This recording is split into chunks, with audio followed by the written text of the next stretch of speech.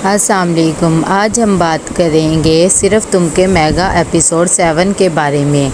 यहाँ पर अबीर सोई हुई होती है कि हन्नान कमरे में आता है और वो टाइम की तरफ देखता है और उसे जगाता है। अबीर डर के उठती है और कहती शायद मैं कोई बुरा ख्वाब देख रही थी।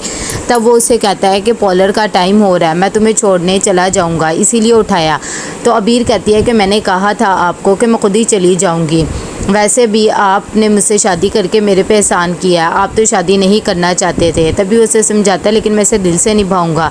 यहाँ पर सब घर वाले बहुत ज़्यादा खुश होते हैं कि वलीमा खैर खैरियत से हो गया। तभी उसकी दादी भी बहुत ज़्यादा खुश होती है, लेकिन फ़रा खुश नहीं होती और वो कहती मेरे बेटे की तो किसी को भी याद नहीं आई है और सब ने फंक्शन अटेंड कर लिया। जिस बात पर उसकी दादी को बहुत ज़्यादा गुस्सा आता है और वो कहती हैं कि उन्हें भी तो हमारा लिहाज नहीं आया, उन्होंने हमारी इज़्ज़त उछाल दी और चला गया।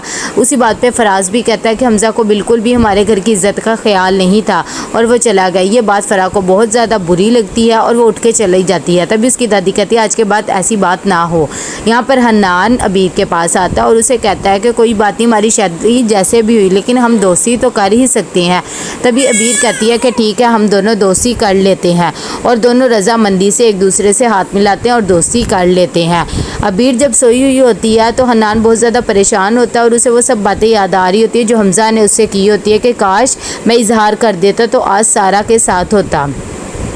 हन्नान सुबह सुबह उठकर यूनिवर्सिटी के लिए जा रहा होता है। तभी उसकी दादी उसे कहती हैं अभी आपकी शादी हुई है तो ना जाएं, लेकिन वो कहता है कि आगे बहुत छुट्टियां हो गई है। तो उसकी फुप्पो कहती है तुम अबीर को उठा देते, वो तुम्हें नाश्ता बना देती। लेकिन हन्नान कहता है कोई बात नहीं, मैं यूनिवर्सिटी जाके कर लूँगा, मुझे उसे उठाना अच्छा नहीं लगा। यहाँ पर सब यूनिवर्सिटी में मस्तियाँ कर रहे होते हैं कि इतनी देर में हन्नान भी यूनिवर्सिटी आ जाता है। सारा उसे देखती है तो वो वहाँ से उठ के चली जाती है। हन्नान उसके पीछे जाता है और कहता है मैंने तुमसे बात करनी है।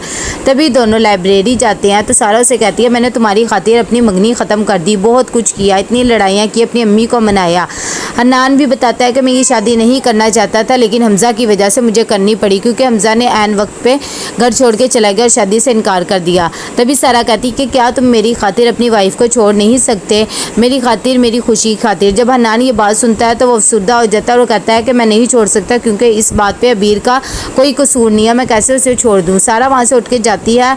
हन्नान उसे रोकता है लेकिन उसे कुछ कह नहीं पाता तो सारा वहाँ से चली जाती है। यहाँ पर अबीर उठ के आती है और अपनी दादी से कहती है सब कहाँ गए हैं, मुझे बहुत ज़्यादा भूख लगी है।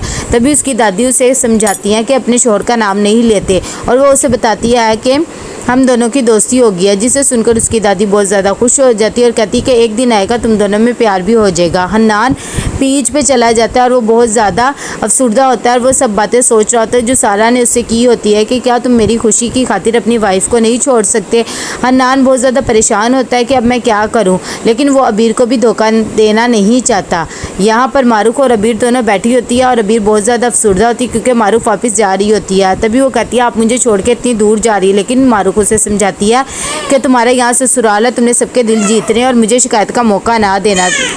जिस बात पर अबीर उसे यकीन दिलाती है कि मैं कभी भी नहीं दूंगी। अबीर तैयार हो रही होती है, कितनी देर में हन्नान भी आ जाता है और जब उसे तैयार होते देखता है तो कहता है कि कहीं जा रही, तो वो बताती है कि मैं मम्मा के साथ शॉपिंग पे जा रही हूँ। तो हन्नान उसे कहता है मैं तुम्हें छोड़ देती हूँ। तो लेकिन अबीर उसे कहती है कि तुम मुझे कुछ परेशान लग रही हो, क्या सारा से कोई बात हुई है। तभी वो समझ जाता है कि इसे कैसे पता लगा, लेकिन वो कह देता है कि नहीं मेरी कोई बात नहीं हुई है और वो कहती है कि तुम टेंशन ना लो, हम चले जाएंगे।